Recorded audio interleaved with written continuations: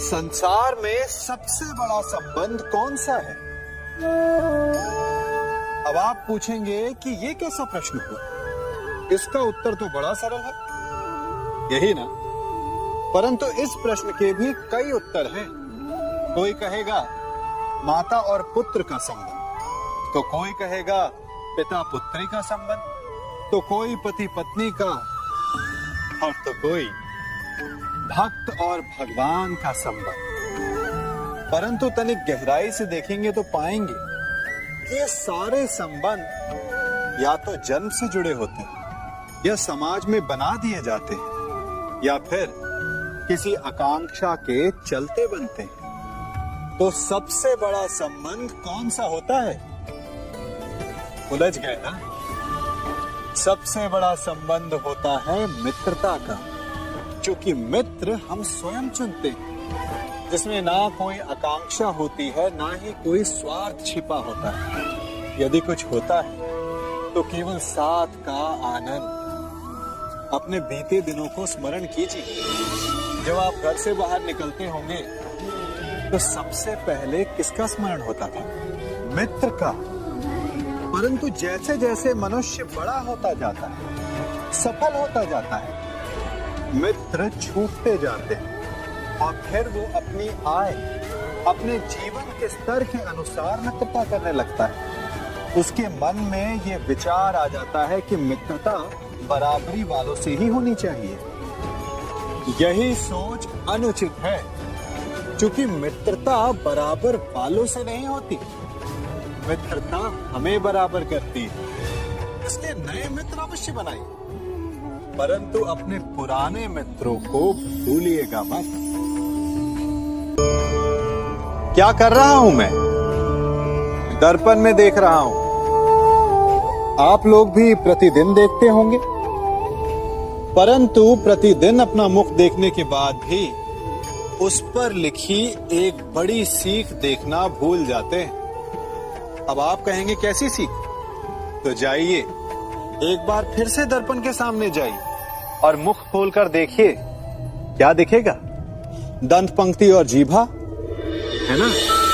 अब विचार कीजिए, दंत जन्म के पश्चात आते हैं, एक नहीं 2 बार आते हैं, परंतु मृत्यु से पूर्व नष्ट हो जाते हैं। और जीभा जन्म पहले से होती है, परंतु मनुष्य के मृत्यु के पश्चात भी उसके अस्तित्व में रहती है ना? आश्चर्य की बात। दंत कठोर होते हैं, जीभा कोमल, परंतु फिर भी दंत नष्ट हो जाते हैं, जीभा नहीं होती। यही रहस्य है कि हठी और कठोर लोग शीघ्र नष्ट होते हैं और कोमल लचीले आवश्यकता के अनुसार स्वयं में परिवर्तन ला सकने में सक्षम लोगों का ही अस्तित्व रहता है। अर्थात परिस्थितियों के अनुसार स्वयं को लचीला बनाना सीखिए और आपका जीवन सरल हो जाएगा। एक पिता होने के नाते आप अपनी संतान के लिए क्या करते हैं? उसके लिए बहुत सारी सुविधाएं जुटाते, बहुत सारा धन कमाते, है ना? और क्या आपको ऐसा लगता है कि यही उचित है आपकी संतान के लिए? इस पंछी को देख रहे हैं? ये भी संतान को जन्म देता है, उन्हें पालता है, पोसता है, उड़ना सिखाता है और भोजन का प्रबंध भी करना सिखाता है। परंतु उनके बड़े हो जाने के बाद उनके लिए अलग से घोंसला नहीं बनाता। क्यों? क्योंकि यदि इसने संतान को सब कुछ करके दे दिया तो संतान क्या करेगी? वो अपनी संतान को तब तक भोजन कराता है जब तक उसकी संतान स्वयं भोजन का प्रबंध करने में सक्षम नहीं हो जाती। और उसका लाभ ये मिलता है कि उसी की भांति उसकी संतान आत्मनिर्भर बनती है। इसलिए अपनी संतान को उतनी ही सुविधाएं दें जितनी आवश्यक है।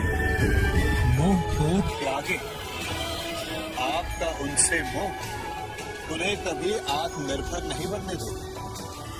अपनी संतान को कर्म करना सिखाए।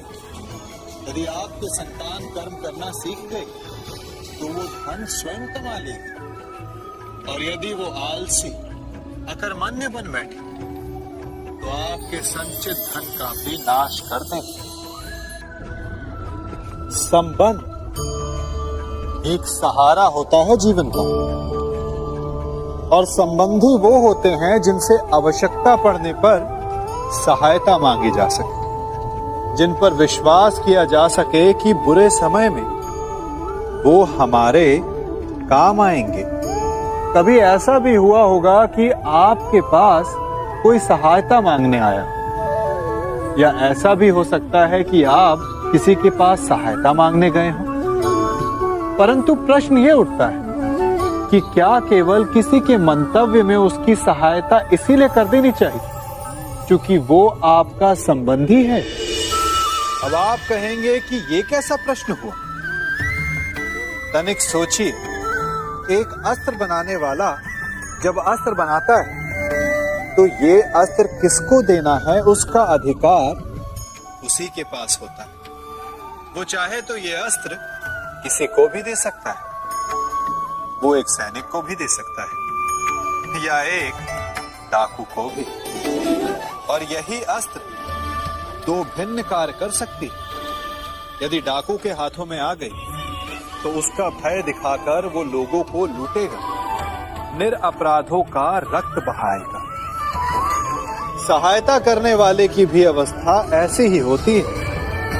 इसलिए किसी की सहायता करने से पूर्व ये विचार कर लेना आवश्यक है कि किसे क्या, कब और कितनी सहायता देनी चाहिए कि उसका दुरुपयोग ना हो। यदि आपकी सहायता से कोई अधर्म हुआ तो उसके उत्तरदायी आप भी होंगे। जीवन में कई बार ऐसे अवसर आते हैं कि आप लोगों से मिलने जाते हैं और उनसे कुछ आकांक्षाएं भी रखते हैं, और कई बार जीवन में ऐसे अवसर भी आते हैं कि लोग आपसे मिलने आते हैं। इसलिए अतिथियों का सम्मान करने से पूर्व सदा कुछ बातों को स्मरण रखना आवश्यक होता है। यदि कोई आपके पास मिलने आता है तो उसके 3 कारण हो सकते हैं। पहला कारण होता है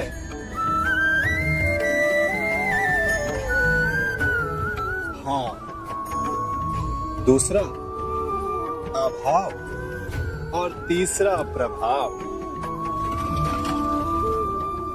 तो जैसा अतिथि उसको वैसा ही सम्मान दे।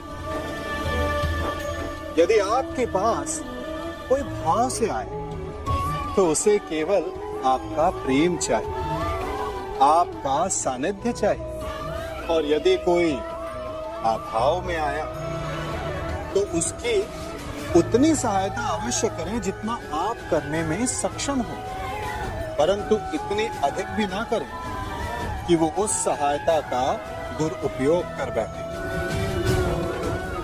और यदि कोई प्रभाव में आया तो स्वयं पर अभिमान ना करें, क्योंकि कभी न कभी जीवन में आप भी भाव, अभाव और प्रभाव के चक्रव्यूह में फंस सकते हैं।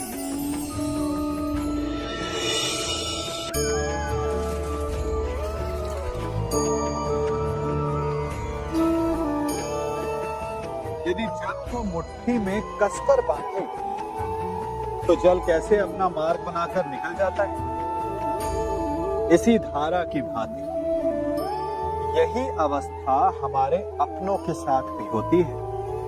अधिकतर हम जिनसे प्रेम करते हैं हम सदा उन्हें अपने समीप रखना चाहते हैं, स्वयं से दूर नहीं होने देना चाहते। चिंता करते हैं, भय खाते हैं कि कहीं उनके साथ या उनसे कुछ बुरा घटित ना हो जाए, और ऐसे में हमारे अपने ही हमसे दूर हो जाते हैं। ठीक मुट्ठी में बंधे जल की भांति इसलिए जिनसे आप प्रेम करते हैं उन्हें स्वतंत्र कर दीजिए, उनकी सोच को स्वतंत्र बनने दीजिए, उन्हें अपने मार्ग स्वयं ढूंढने दीजिए, क्योंकि आप सदा उनके साथ उन्हें मार्ग दिखाने के लिए नहीं रहने वाले। इसलिए अपनों के साथ अवश्य रहें, परंतु उन्हें बांधे नहीं। जन्म के पश्चात बालक जब पहली बार अपने नेत्र खोलता है तो उसका मन उत्सुकता से भरा होता है कि ये संसार क्या है, उसे क्या दिख रहा है। ये उसके जीवन का नया आरंभ होता है। परंतु जैसे हम धीरे धीरे बड़े होने लगते हैं, अनुभव अर्जित करते हैं, हमारे मन की उत्सुकता, हमारे जीवन का चाव होने लगता है। तनिक सोचिए, जब हम सुबह सोकर जगते हैं, अपनी आंखें खोलते हैं, तो उसे ही हम अपने जीवन का प्रारंभ समझ ले तो सुबह से लेकर संध्या तक के समय को ही अपने जीवन जीने का समय समझ ले तो कितनी स्फूर्ति आ जाएगी आप, कितने काम कर पाएंगे आप, कितने लक्ष्य अर्जित कर पाएंगे। पलों से मिलकर घड़ी बनती, घड़ी से मिलकर प्रहर, प्रहर से मिलकर दिन बनते हैं और दिनों से माह और वर्ष। यदि आप अपना हर पल, हर प्रहर विश्वास से जिए, हर दिन उत्साह से जिए, तो आपका संपूर्ण जीवन सार्थक हो सकता है। मनुष्य अपना जीवन विश्वास पर जीता है, परंतु विश्वास किसका? तनिक सोचिए, किस पर विश्वास है आपको? महापुरुषों की कही बातों पर, ग्रंथों में लिखे ज्ञान पर, माता पिता की सीख पर, या मित्रों के दिए गए निर्देशों पर, या फिर मेरी कही बातों पर? ये सब विश्वास अपूर्ण है जब तक आपको स्वयं पर विश्वास ना हो। यदि विश्वास करना है तो पहले अविश्वास करने के विज्ञान को भी सीखना चाहिए।